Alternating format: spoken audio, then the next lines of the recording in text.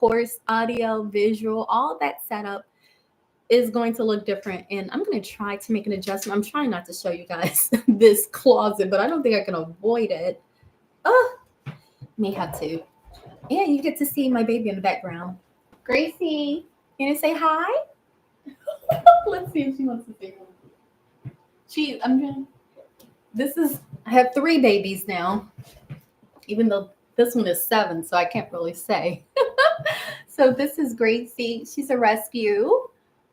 She's one of the old school rescues, where from the streets. So I'm gonna say hi, Gracie. So I have one downstairs, and I have another one in the room that's feline. So yeah, that's the can't let the felines out because the dogs, they don't get along with each other. They don't get along with the neighborhood dogs. We just don't have friends like that. So either way, I'm gonna go ahead and get started. I just want to do an intro because again, like I wanted this to be all together and it's just not going to happen like that. I got to throw that out the window. But here's what will happen. Instead of it being great right now, it will be great as we go forward.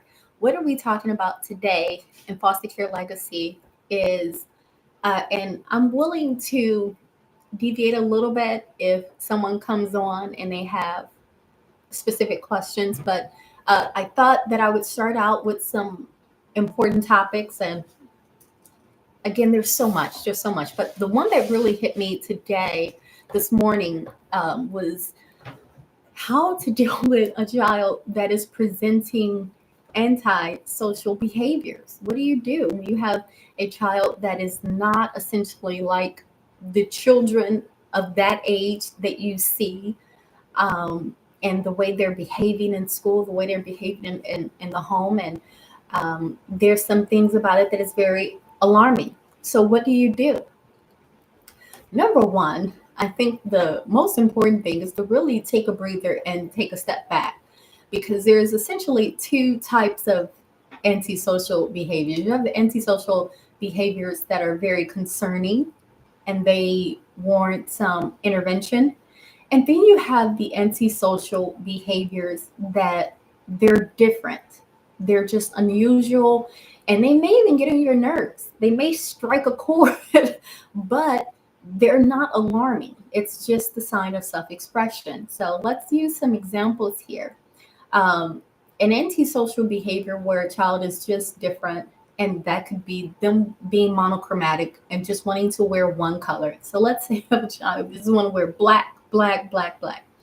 If you have a young child that wants to do that, I think it's a strong possibility that it's not so much about a gothic thing, especially if they're very young. It's more so about them wanting to blend in beige and gray. As a foster child, I will tell you that I inadvertently purchased gray and muted clothing all the time. And I didn't even know it. It wasn't until I was in a relationship, my first real mature relationship with a man that was slightly older than me. And he said, "Man, you really do love black and gray." And I remember being totally stunned by it. "What do you mean I love black and gray? I have the whole sea of colors. I have the entire rainbow in there." He said, "No, you don't. You wear black and gray." I said, "No." So that night I went home, and as I'm going through picking out clothes, I'm looking at gray, gray, white, white, stripe, white and black. Stripe, black and white, stripes, black and white, vertical, stripe, but and I'm like, oh my goodness. I said, maybe there's just some clothes that's not in here. I have to do laundry. And then I remember going shopping, and I had an option to choose something that was a bit more muted beige and something that was teal. And I'm like, of course, the gray. I'm like, oh my goodness, it is mentally embedded. So these are things that are discomforting. Maybe they listen to a certain kind of music. Yeah, you may think that they listen to some music, especially if you are a household of faith. We will talk about that. How to make sure that you're representing your religious principles. Uh, it's okay to provide exposure, but then also respecting their individual views. And yes, children can express those even at a very young age. Just because someone um, has not been exposed doesn't mean that that's necessarily the opportunity to start missioning into their life, ministering into their lives. That's a fast way of really pushing individuals off.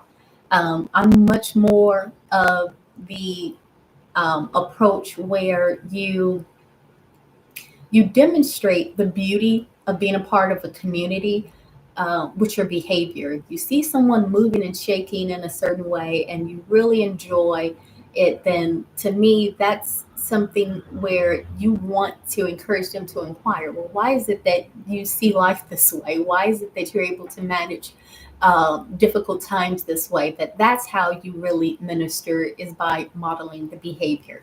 So this is antisocial. It could also be with food as well. That's a huge one where you'll have a child that just wants to eat a certain kind of food. Maybe it's bread, butter, maybe it's just cheese.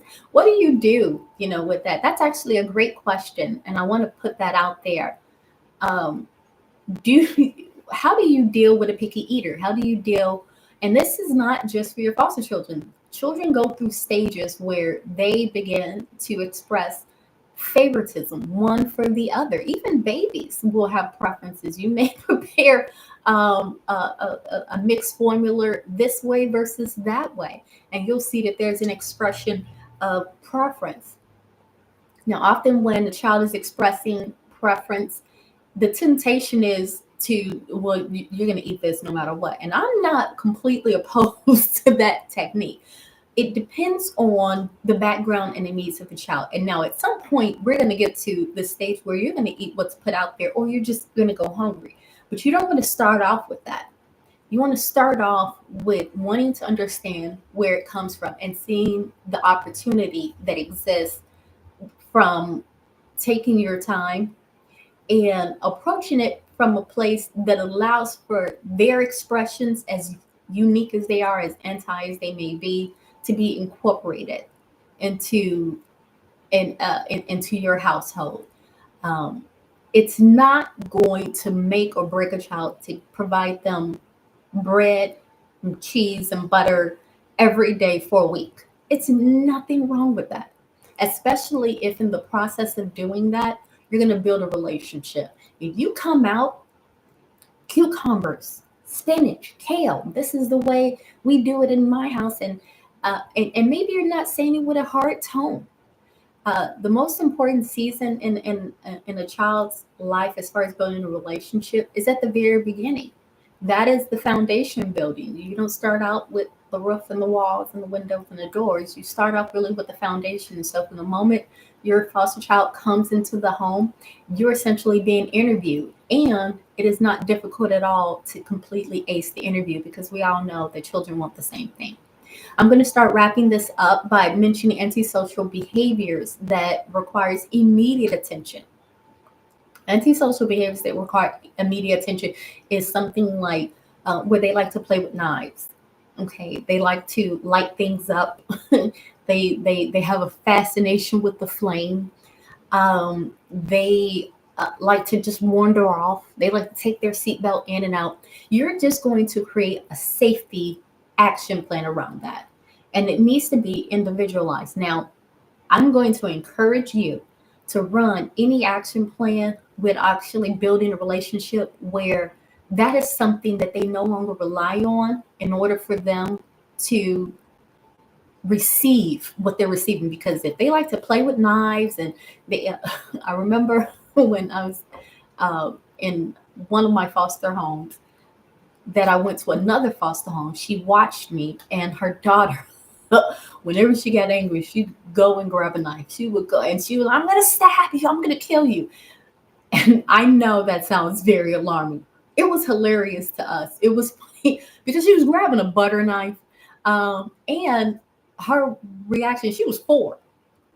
Her reaction was to really use the wrong end. So you can tell she was just angry. She was just frustrated. Now, you can have a super inflated response to that. And you're like, hey, we need to call in all the individuals and do all this intense stuff on the child. And my goodness, the younger they are, especially if they don't have any faculty issues that you know of. It's so easy to really overturn that behavior. Well, let me say this: it's very simple. It's very simple. Now I know, grab the knife.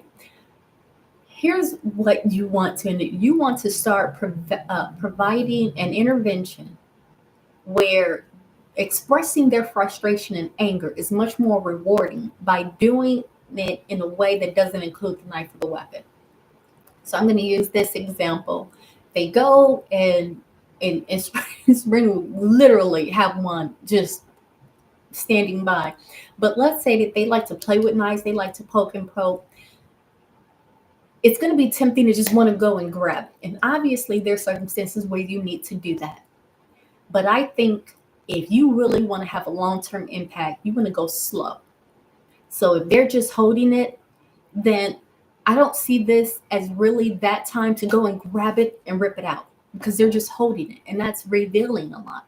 So when they're just holding it, then I would keep a good distance and I would approach them by talking to them, because something is, and if they want to like jab at something, a pillow, anything, something else for them to jab, it's okay for you to release that energy. It's okay. It's just energy that needs to be released and expelled. And when you combine that need with the immaturity of the brain, you don't end up with a whole lot of options. So slow and steady is really going to win the race. All right, guys, I went over 10 minutes.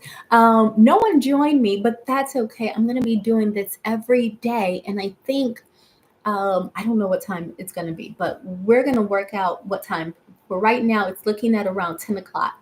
So 10 o'clock Central Standard Time. All right. Thank you all so very much for joining me. Oh, my name is Lana V, and this is Foster Care Legacy.